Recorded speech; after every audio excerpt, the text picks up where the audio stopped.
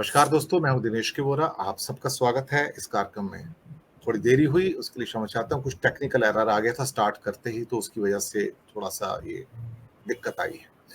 तो सबसे पहले दर्शक मित्रों, आप सबको दशहरे की मैं शुभकामनाएँ देना चाहूँगा। ईश्वर करे आपके घर में सुख, समृद्धि, शांति और स्वास्थ्य रहे और आने वाले जो आने वाले जो वक़्त है, जो दिन है, वो आपके लिए मंगलमय हो। जी, इन्हीं शुभकामनाओं के साथ आज हम ठीक है, लेकिन कार्यक्रम में लगता है कहीं से कोशिश कुछ ये आवाज़ है आ रही है।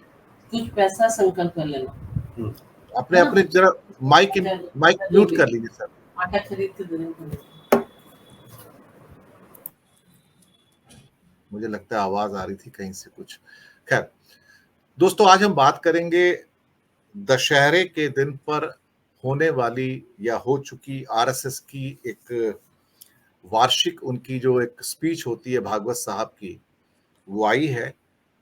और हालांकि बातें तो रटी रटाई हैं, लेकिन अल्टीमेटली उसके अर्थ बहुत निकलते हैं।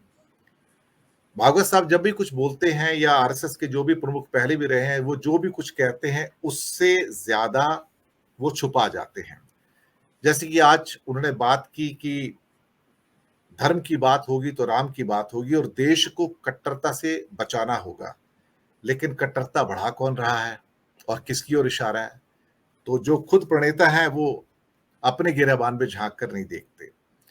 G20 में बोले कि देश का गौरव बढ़ा और हर तरफ भारत की सद्भावना और वसुदैव कुटुंबकम की बात हुई और एक ऐसा शब्द कह गए जिसपे तो मैं भी चौंक गया। मैंने कहा, हिंसा और घृणा की बात करने वाले कहते हैं कि भारत ने करुणा का वैश्वीकरण कर दिया, यानी कि दया भाव, कंपैशन। मैं भी हैरान हुआ कि दया भाव की बात ये कहां से कर रहे हैं। फिर कहते हैं देश में धार्मिकता का वातावरण है और अमृत काल चल रहा है। अगर इस विश्वकाल को भी अमृत काल की संज्ञा देना चाहें तो ये उनकी मर्जी है। बोलते हैं कि सृष्टि में विविधता है, विविधता रहेगी, विविधता रहेगी तो स्वार्थ रहेगा और कट्टरपंथ भी रहेगा। यहां पर उन्होंने बहुत कुछ ऐसा कहा जो नहीं कहना चाहिए था, यानी कि बहुत कुछ छुपा हुआ है यहां पर। मणिपुर की अशांति पर बोलते ये आग किसने लगाई है, यानी कि दूसरों के ऊपर आप उंगली उठाने से पहले जरा खुद पर उंगली उठा लेते। 254 चर्च किसने चलाए? तो कहीं ना कहीं बोलते हैं कि बाहरी लोग थे जिन्होंने कुकी और मैती के बीच में सारा का सारा जो झगड़ा शुरू किया। हम तो वहां पर वसुदैव कुटुंबकम की बात कर रहे थे, तो दो वर्ग जो वहां पर पूरे बट गए, हिंदू और क्रिश्चियन, वहां पर कौन सा वसुदैव कुटुंबकम था? बोलते हैं आरएसएस बांटता नहीं है, जोड़ता है। ये तो सबको ही पता है। बोलता है कट्टरपंथ के चलते ही युद्ध होता है, तभी हमास पैदा होता है, तभी इजराइल और हमास का युद्ध होता है। तो भारत में कट्टरपंथ कौन फैला रहा है? एक जगह कहते हैं कि हमें किसी की नकल नहीं करनी है। भारत के जो लोग हैं, कुछ वर्ग ऐसे हैं जो हमेशा टकराव और अलगाव पैदा करते हैं और कुछ लोग नहीं चाहते कि भारत अपने कदमों पर खड़ा रहे। मार्क्सवादियों को लैम्बास्ट करना नहीं भूले और कहने लगे सांस्कृतिक मार्क्सवादी अराजकता और अविवेक को पुरस्कृत करते हैं। वो मीडिया, शिक्षा, संस्कृति, राजनीति और समाज में भ्रम और अराजकता और भ्रष्टाचार, इसमें देश को डुबोते हैं। अब मीडिया, शिक्षा, संस्कृति, राजनीति, सामाजिक जो व्यवस्थाएं हैं, उस पर इस समय किसका राज चल रहा है? कहते हैं मणिपुर में आग में आरएसएस को कौन घसीट रहा है? कौन सी शक्तियां जो आरएसएस को बीच में लेके आ रही हैं? ये विदेशी शक्तियां जो खेल खेल रही हैं और साउथ ईस्ट एशिया को उसमें मेंशन कर दिया उन्होंने। तो बहुत सारे जो पॉइंट्स उन्होंने लेके आए हैं यहाँ पर जो रखे हैं, और लगता है कि उनकी अपनी बातों में ही इतना बड़ा विरोधाभास है जो हमें पहले कभी भी देखने को नहीं मिला है। शायद वो अमृतकाल विश्वकाल को अमृतकाल कहना ज्यादा पसंद करते हैं। मणिपुर के बारे में ये कह के कि वहां 9 साल शांति थी, आग किसने लगाई? तो आग लगाने वाले खुद दूसरों के ऊपर प्रश्न करते हैं कि आग किसने लगाई है। तो प्रश्न बहुत सारे हैं। तो कहीं ना कहीं विष फैलाने वाले, विष के बीज बोने वाले आज दूसरों के ऊपर दरअसल देखा जाए तो सवाल उठा रहे हैं। हमारे एक मित्र हैं विवेक जी, हमेशा कहते हैं कि आरएसएस जब कहता है कि समाज को भी कुछ करना होगा, या जब वो कुछ नहीं कहते हैं, तो उसके अर्थ बहुत बड़े होते हैं। आज उन्हीं अर्थों को जानने की कोशिश करेंगे, क्या कुछ कहा गया, क्या कुछ नहीं कहा गया, क्या कुछ डायरेक्टली कहा गया और क्या कुछ इनडायरेक्टली नहीं कहा गया। इसी विषय पर बात करने के लिए आज हमारे साथ मौजूद हैं प्रोफेसर अखिल स्वामी जी, अरुण कुमार जी, सुनील शुक्ला जी और अनिल जैन जी। आप सबका स्वागत है और जय हिंद। आप सबको दशहरे की बहुत बहुत एक बार फिर से हमारी ओर से बधाई हो। तो सबसे पहले मैं आज सुनील शुक्ला जी आपको आमंत्रित करूंगा। सर, बड़ी स्पीच तो बिखरी बिखरी है, लेकिन उसका जो सारांश है वो वही है जो पूरे साल आजकल एक आस्था चैनल की तरह उपदेश दे के जाते हैं कि हमें ये करना चाहिए, हमें वो करना होगा, हमें वो करना होगा। वही बातें सारी की सारी दोहराई जा रही हैं, लेकिन कुछ चीजें खासतौर से मणिपुर के बारे में जो कही हैं वो काफी दुखदाई हैं कि कौन ये कर रहा है। और बाकी भी देश को कट्टरता से बचाना है। अब कट्टरता फैला कौन रहा है, तो ये सारी चीजें हैं। तो इस पूरे परिदृश्य के ऊपर मैं आपकी टिप्पणी चाहूंगा सुनील शुक्ला जी। दिनेश जी धन्यवाद। आप सभी को विजयादशमी की शुभकामनाएं, हमारे दर्शकों श्रोताओं को भी। अगर आप भागवत साहब का भाषण सुने, एक बात तो हम लोगों को समझनी चाहिए कि अगर आप सरकार के साथ नहीं है, सत्ता के साथ नहीं है, एस्टेब्लिशमेंट के साथ नहीं है, तो आपको उसकी गतिविधियों के ऊपर एक समालोचनात्मक दृष्टिकोण रखना चाहिए। या आप सत्ता के साथ हैं, अगर आप सरकार के ऊपर समालोचनात्मक दृष्टिकोण नहीं रखते तो फिर आप सरकार का, सत्ता का, हुकूमत का, रियासत का प्रचार करते हुए दिखते हैं और आपकी बातों का वह असर नहीं होता जो होना चाहिए, जो हम अपेक्षित करते हैं। मोहन भागवत जी को मैं सत्ता का अंग नहीं मानता। मैं उन्हीं लोगों की तरह हूं जो लोग कहते हैं कि साहब सत्ता में ये शामिल नहीं है। हमसे कई लोग इस बात से नाइतफाकी रखते हैं। वो राष्ट्रीय स्वयंसेवक संघ के सरसंघचालक हैं, सत्ता में भारतीय जनता पार्टी है, लोग इस तरह की बहस करते हैं, मैं उनको मान भी लेता हूं। लेकिन मोहन भागवत जी ने जो बातें आज कही, आप कहते हैं कि देश में समरसता होनी चाहिए, कट्टरता नहीं पनपनी चाहिए, और कुछ लोग कट्टरता को बढ़ावा दे रहे हैं। और दूसरी तरफ आप क्या कहते हैं कि 24 जनवरी को अयोध्या में भगवान राम अपने गृह में स्थापित होंगे। सभी के लिए संभव नहीं हो पाएगा कि उन कार्यक्रमों में शामिल हो, इसलिए जो जहां है वहीं पे इस दिन का उत्सव मनाएं। सवाल यह है कि इस घटना का उल्लेख आप पूरे देशवासियों को उसमें शामिल करने का भी आह्वान कर सकते हैं। भगवान राम का मंदिर बन रहा है, मंदिर में भगवान राम की प्राण प्रतिष्ठा हो रही। आप धार्मिक संगठन तो चलाते नहीं है, मंदिर की स्थापना हो रही है, ठीक हो रही है, लेकिन उसकी व्यापकता को इस तरीके से उल्लेखित करना, यह क्या है?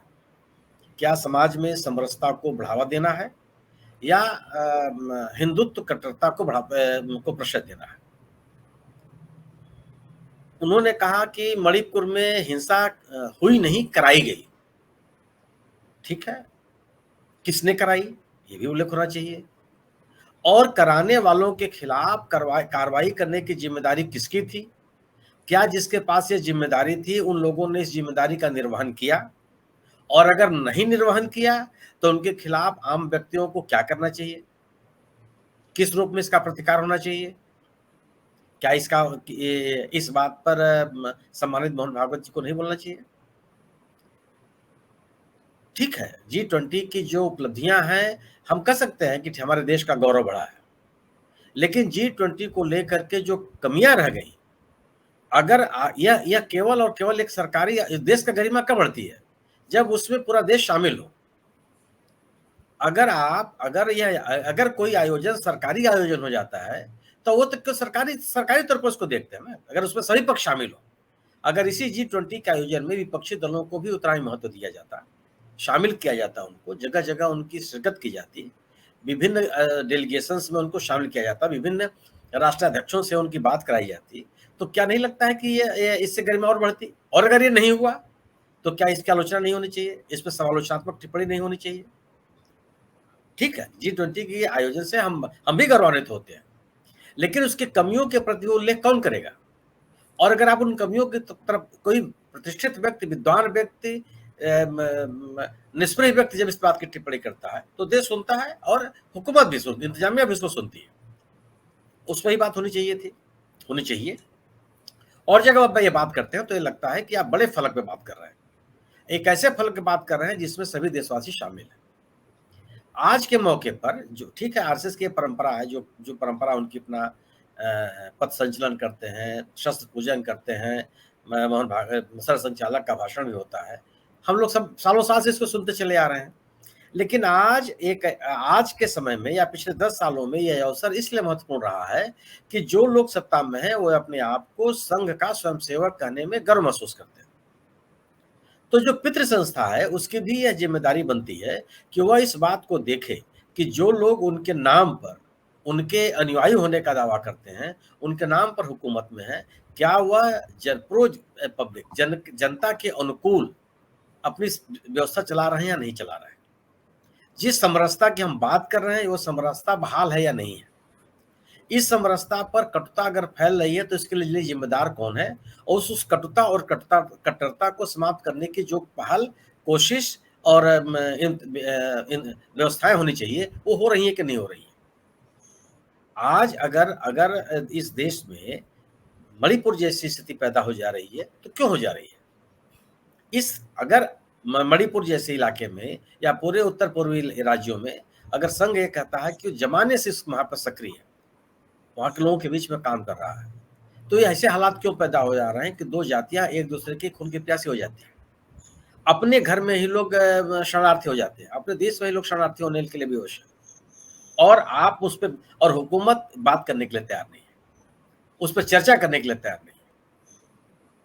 आज स्थिति है कि जो उनका अनुशासिक जिस राजनीतिक दल भारतीय जनता पार्टी के लोग अपने आप को संघ का स्वयंसेवक बताते हैं, उस पार्टी के लोग पड़ोस के जिले मिजोरम में जहाँ राज्य में चुनाव हो रहा है वहां पर उम्मीदवार खड़ा करने की स्थिति में नहीं है, जबकि इन राज्यों में संघ कहता है कि जमाने से सक्रिय है। सवाल इस बात का भी है कि अगर राजनीतिक रूप से भी आप देखिए तो जिन लोगों को शिक्षित, प्रशिक्षित, दीक्षित करने का दावा करता है संघ, या लोग कहते हैं कि हम संघ से प्रशिक्षित हैं, दीक्षित हैं, या उनके अनुयायी हैं, उनके मार्गों पर चलने वाले हैं, उनकी अनुशासनहीनता क्यों विभत्स तरीके से प्रकट हो रही है? इन तमाम चीजों पर विचार करने का समय है।